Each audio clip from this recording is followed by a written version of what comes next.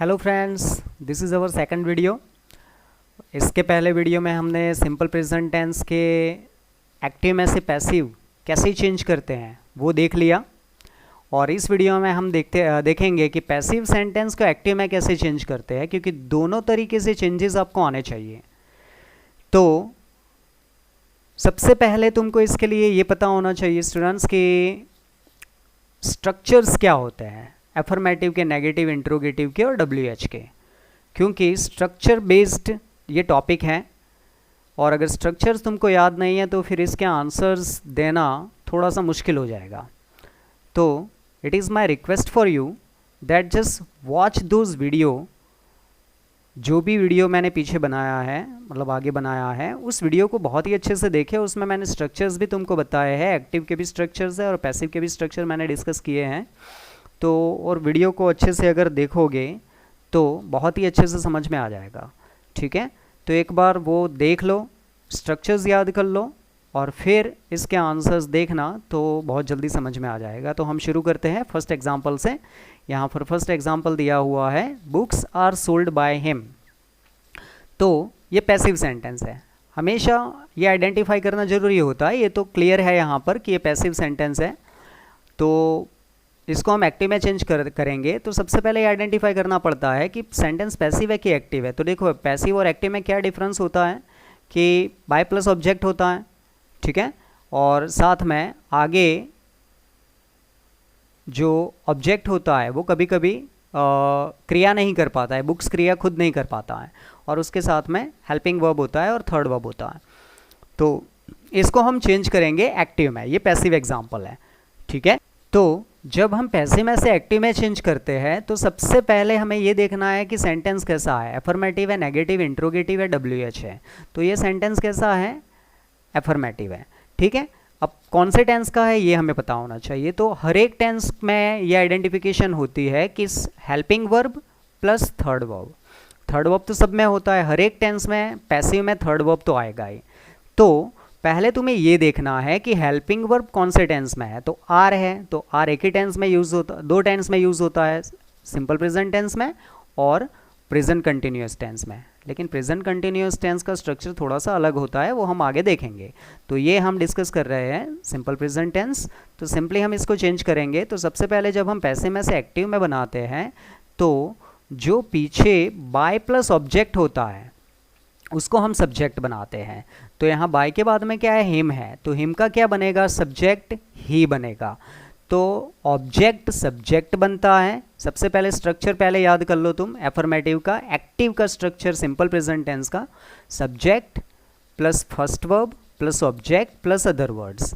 और जो वर्ब है फर्स्ट वर्ब उसमें SES लगता है अगर सब्जेक्ट सिंगुलर हो तो यहाँ पर हिम का ही बनेगा, तो ही सिंगुलर है, ठीक है। अब अभी मैंने स्ट्रक्चर बोला उसके अकॉर्डिंग क्या आएगा, सब्जेक्ट के बाद में फर्स्ट वर्ब। तो हमने आर सोल्ड, देखो यहाँ पर आर तो निकल ही जाएगा क्योंकि एक्टिव में आर नहीं आता है, ठीक है। तुमने पिछला वीडियो देखा होगा तो उसमें जो एग्जाम्पल्स वहाँ पर डिस्कस किए हैं उसमें देखा होगा एक्टिव के एग्जाम्पल में कहीं पर भी एमिज़ार यूज़ नहीं हुआ है, पैसिव में भी हुआ है।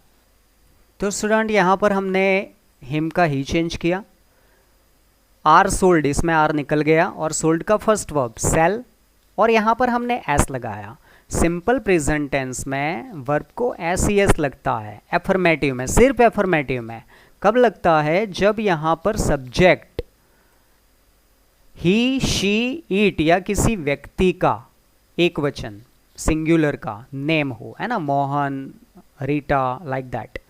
तो हमने यहाँ पर ऑब्जेक्ट लिख दिया, सब्जेक्ट बना के ही, फर्स्ट वर्ब लिख दिया, और वर्ब के बाद में क्या आता है, ऑब्जेक्ट आता है। तो यहाँ पर जो सब्जेक्ट होता है, जैसे कि यहाँ पर सब्जेक्ट कौन है, बुक्स, वो यहाँ पर ऑब्जेक्ट बन गया स्टूडेंट, बुक्स।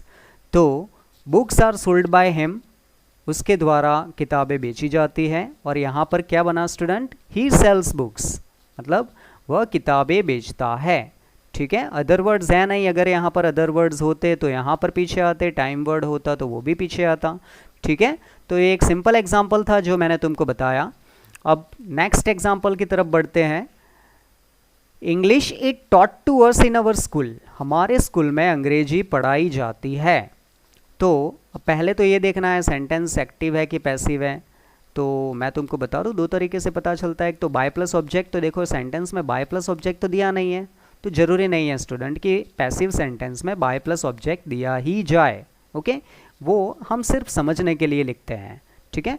लेकिन जब ऐसा ना हो तब दूसरा तरीका कौन सा है, हेल्पिंग वर्ब ऑफ वर्ब देखना है, इज प्लस थर्ड वर्ब। तो जब हेल्पिंग वर्ब के साथ में थर्ड वर्ब यूज़ होता है, इसके साथ में थर्ड वर्ब यूज़ होता है, एम के साथ में, आर के साथ में, वॉज के साथ में, वर के साथ में, तो समझ लो वो पैसिव ही है। और तीसरा तरीका ये है कि देखना है कि आगे का सब्जेक्ट क्रिया कर पाता है कि नहीं कर पाता है, तो इंग्लिश कभी क्रिया नहीं करेगा, ठीक है। तो सेंटेंस पैसिव है, ये सिर्फ मैं तुमको समझाने के लिए बोल रहा हूँ, क्योंकि जब मिक्सिंग सेंटेंसेस तुमको दिए जाएंगे तब तुम्हें उस वक्त आइडेंटिफाई करना पड़ेगा कि सेंटेंस एक्टिव में है या पैसिव में है, क्योंकि सिर्फ सिंपली ये दिया होगा चेंज द वॉइस, तो एक्टिव में से पैसिव में भी करना होता है और पैसिव में से एक्टिव में भी करना होता है। तो इसको हम किस तरह से चेंज करेंगे, लेट अस सी। तो सबसे पहले हम ऑब्जेक्ट को सब्जेक्ट बनाते हैं, जैसे यहाँ पर बाय हिम को, जैसे कि बाय हिम को हमने ही बनाया, बाय निकल गया और ही बनाया, वैसे यहाँ पर बाय प्लस ऑब्जेक्ट तो है नहीं। तो जब ऑब्जेक्ट न हो सेंटेंस में पैसिव में और उसका जब एक्टिव बनाना हो तो बाय को एज्यूम करना पड़ता है, मतलब अनुमान लगाना पड़ता है कि कौन सा हो सकता है। तो यहाँ इंग्लिश पढ़ाने की बात हो रही है तो टीचर ही होगा ऑब्वियसली, है ना। तो टीचर भी कर सकते हो, by the teacher, bye him उसके द्वारा, ठीक है। तो बाय द टीचर भी कर सकते हो, बाय हिम भी कर सकते हो, कोई भी सब्जेक्ट ले सकते हो जो तुम्हारी इच्छा हो। तो यहाँ पर हमने लिखा बाय हिम, मतलब उसके द्वारा स्कूल में अंग्रेजी पढ़ाई जाती है, हमें पढ़ाई जाती है। तो देखो बाय हिम किया, हमने एज्यूम कर लिया, क्योंकि यहाँ पर इंग्लिश का इंग्लिश सब्जेक्ट नहीं बन सकता, तो बाय हिम का हमने ही बनाया, देखो यहाँ पर हमने ही लिख दिया, ठीक है। हमने एज्यूम कर दिया, यहाँ पर लिख भी सकते हो ऐसे ही सिंपल, तो ही लिख दिया। अब सब स्ट्रक्चर याद करो कि ये सेंटेंस कैसा है, नेगेटिव है कि एफर्मेटिव है, एफर्मेटिव है, तो सब्जेक्ट के साथ में क्या यूज़ होता है, फर्स्ट वर्ब।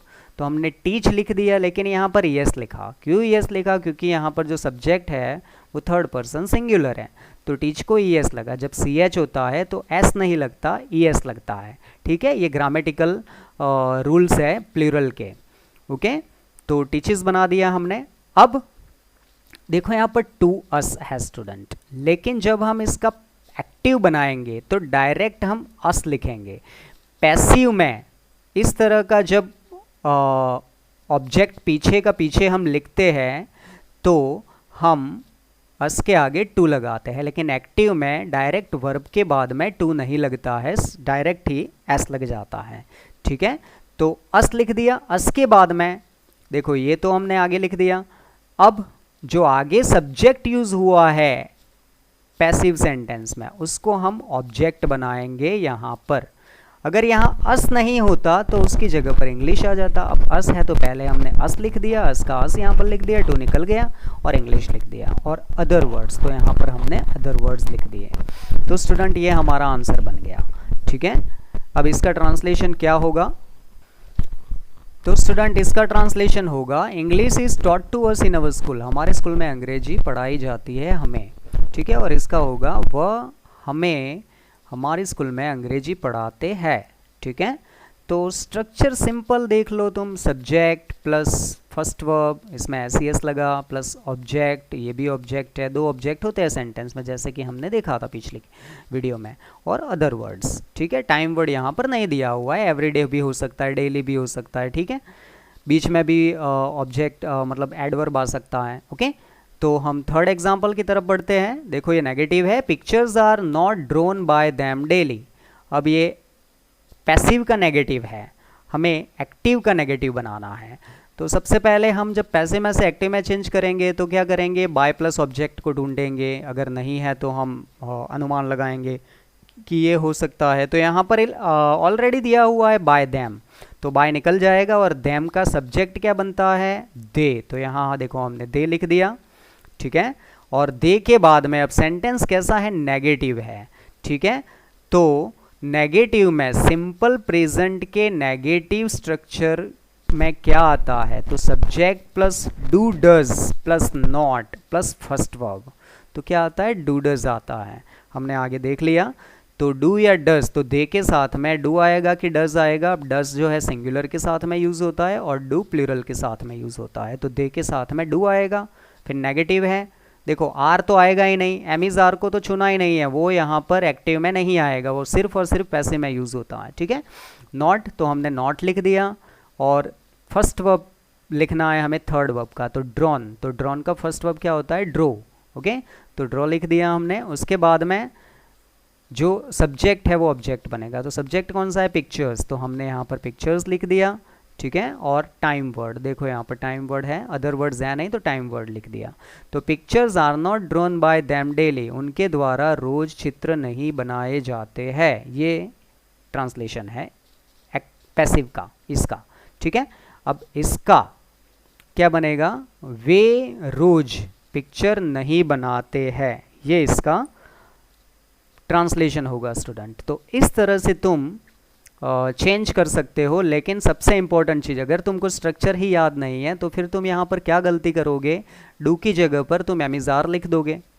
तो इसीलिए स्ट्रक्चर बहुत ही इंपॉर्टेंट है, ठीक है। वैसे हम नेक्स्ट एग्जाम्पल के ऊपर बढ़ते हैं। तो फोर्थ एग्जाम्पल है, are you often taken to the garden by him. तो ये कैसा एग्जाम्पल है स्टूडेंट, ये इंट्रोगेटिव है और पैसिव है, क्योंकि यहाँ पर आर भी आया है, थर्ड वर्ब भी आया है और बाय हिम आया है। तो हम इसको चेंज करेंगे एक्टिव में।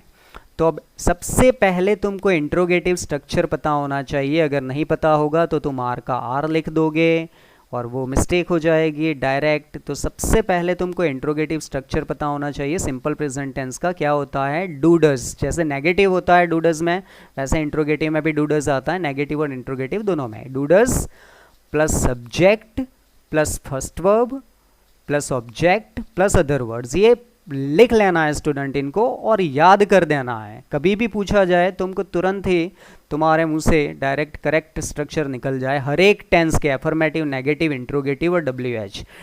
ग्रामर सीखने के लिए, टेंसेस, वॉइसेस और नरेशन सीखने के लिए ये बहुत ही इंपॉर्टेंट है, ठीक है। तो अब जैसा कि मैंने स्ट्रक्चर बोला, डू या डज आएगा, क्योंकि इंट्रोगेटिव है तो आगे आएगा। जैसे आर है तो आर तो आएगा नहीं, ठीक है। तो डू डज आएगा। अब डू आएगा कि डज आएगा, ये कैसे डिसाइड करना है, खुद की चॉइस से नहीं लिखना है, ठीक है।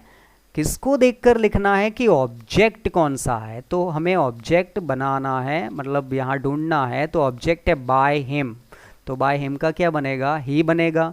तो ही के साथ में क्या आता है, डज आता है। तो क्योंकि इंट्रोगेटिव है तो सबसे पहले हम लिखेंगे डज, ठीक है। तो डज लिख दिया। डज के बाद में क्योंकि इंट्रोगेटिव है तो पहले डू डज फिर सब्जेक्ट, तो हिम का क्या बना, ही, तो ही बन गया।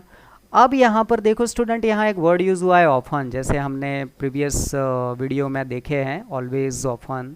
तो ये जहाँ पर होता है ना वहाँ यूज़ करना है। तो जैसे कि ये पैसिव में सब्जेक्ट के बाद में यहाँ पर है, तो एक्टिव में भी इसके बाद ही यहाँ पर आएगा, क्योंकि यू तो पीछे चला जाएगा, लेकिन इसको हमने सब्जेक्ट बनाया तो ही सब्जेक्ट बन गया। तो यहाँ पर ही और ही के बाद में क्या आया, ऑफन, ऑफन लिख दिया हमने। ऑफन के बाद में तो डू डज आ गया, ही आ गया, ऑफन आ गया। ऑफन स्ट्रक्चर में हम बोलते नहीं हैं, ठीक है, वो जहाँ होता है वहाँ होता है, एडवर्ब है ये। फिर फर्स्ट वर्ब, तो टेकन का फर्स्ट वर्ब क्या होता है, टेक, ठीक है। और वर्ब के बाद में डायरेक्ट तुम्हारी नज़र आगे जानी चाहिए कि सब्जेक्ट कौन सा है, उसका ऑब्जेक्ट बनेगा। तो सब्जेक्ट कौन सा है यहाँ पर, यू, तो यू का यहाँ पर क्या बन गया, यू, यू का ऑब्जेक्ट यू ही रहता है, ठीक है।